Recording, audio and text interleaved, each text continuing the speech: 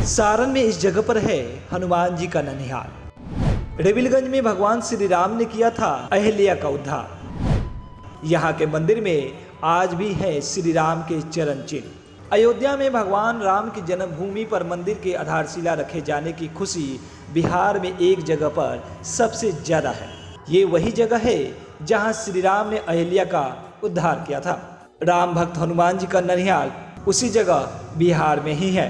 यही आए थे श्री राम और उन्होंने देवी अहिल्या का उद्धार किया था। राम भक्त हनुमान जी का ननिहाल सारण जिले के रेविलगंज में माना जाता है।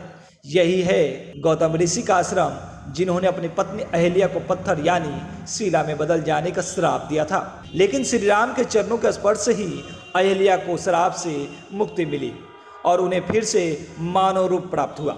महर्षि गौतम के मंदिर में आज भी श्री राम के चरणों के चिन्ह हैं। देवी अहिल्या को स्वयं ब्रह्मादेव ने बनाया था। उनकी काया बहुत सुंदर थी। उन्हें वरदान था कि वे हमेशा सुंदर दिखेंगी। इन्हें पाने की सभी देवताओं की इच्छा थी, लेकिन अहिल्या ब्रह्मा जी की मानस पुत्री थी। इसलिए ब्रह्मादेव ने एक परीक्षा रखी, जिसे पूरी करने वाले से ही उनका विवाह होता। आखिर में यह परीक्षा महर्षि गौतम ने जीती और विधिपूर्वक अहिल्या से विवाह किया। लेकिन अहिल्या की सुंदरता में इंद्रदेव मोहित थे और एक दिन छल से उन्होंने गौतम ऋषि की अनुपस्थिति में उनका वेश धारण कर कुटिया में प्रवेश किया और अहिल्या से मिले। लेकिन इसी बीच गौतम ऋषि को गंगा माता ने बता दिया कि इंद्र ने उनके साथ छल किया है। तब गौतम ऋषि अपनी कुटिया पहुंचे और इंद्र को नपुंसक होने और कभी भी सम्मान प्राप्त ना होने और यहाँ तक कभी भी उनकी पूजा ना होने का श्राप दिया। तभी से किसी मंदिर में इंद्रदेव की पूजा नहीं होती। क्रोधित गौतम ऋषि ने अहिल्या माता को भी शिला में बदल जाने का श्राप दिया।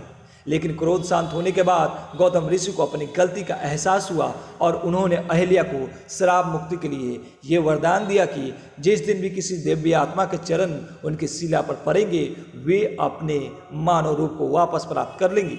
सरजुग तथा तीर्थ बसे गोदनाथ पकिन ऋषि गौतम भारी भारी क्रिया करके भगवान आई के नारी अहिल्या तारी तारी के तीर्थ बनाई जियो जग में फैल गई केहू सारी सारी तीर्थन में गोदना की है नाम महात्म भारी। गौतम जी की लड़की थी अंजनी। अंजनी के पुत्र हुए हनुमान जी, इसीलिए मंगल।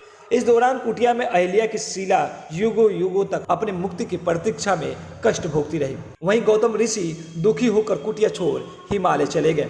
युगों बीतने के बाद महर्षि विश्वामित्र राक्षसी तारका के वध के लिए अयोध्या से प्रभु राम और लक्ष्मण को लेकर आए। श्री राम ने तारका का वध किया। इसके बाद जब वो यज्ञ के लिए आगे बढ़ रहे थे, तब श्री राम की नजर उस वीरान कुटिया पर पड़ी।